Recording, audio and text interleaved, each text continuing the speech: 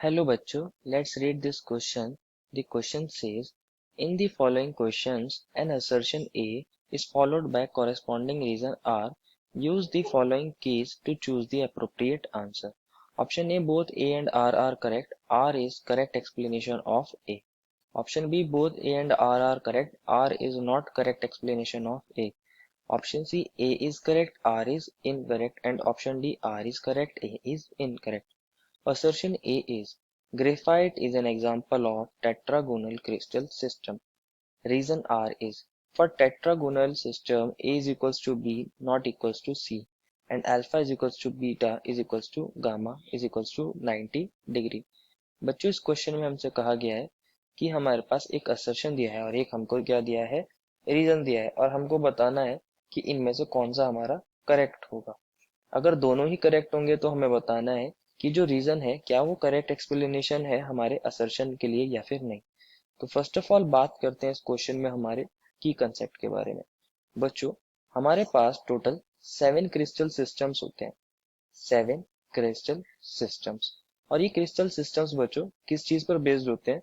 इनके अंदर हमारे पास कॉम्बिनेशन होता है बच्चों, ये कि इनके अंदर हमारे पास जो एज लेंथ होती है A B C वो कैसी हैं, और ये डिपेंड करते हैं हमारे पास एक्सियल एंगल्स अल्फा और बीटा और गामा के ऊपर कि इनके अंदर क्या रिलेशन है। इन रिलेशन के बेस पर हमारे पास टोटल 7 क्रिस्टल सिस्टम्स होते हैं और 14 ब्रेविस लेटिस होती हैं। तो हमारे पास जो टेट्रागोनल सिस्टम होता है उसकी बात करते हैं। अगर बात करते हैं हम अपने टेट्रागोनल सिस्टम की, तो टेट्रागोनल सिस्टम के अंदर भी क्या होता है बच्चों, हमारे पास जो एज लेंथ होती है हमारे पास वो A is equals to B not equals to C होती है, और जो हमारे पास एक्सियल एंगल्स होते हैं वो होते हैं alpha is equals to beta is equals to gamma is equals to 90 degree each. तो बच्चों, हमें रीजन आर दिया था कि क्या हमारे पास A is equals to B not equals to C होगा और अल्फा बीटा गामा इक्वल होंगे 90 के। तो ये बात बिल्कुल सही है, रीजन हमारा करेक्ट है। और हमें कहा गया है असर्शन के अंदर ग्रेफाइट जो होता है वो टेट्रागोनल क्रिस्टल सिस्टम का एग्जाम्पल होता है।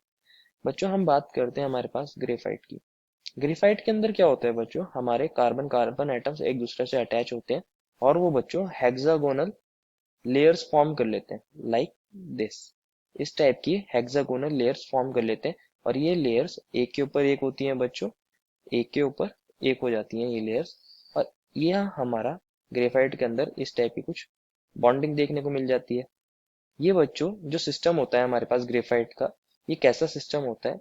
ये हेक्सागोनल सिस्टम होता है, हेक्सागोनल सिस्टम।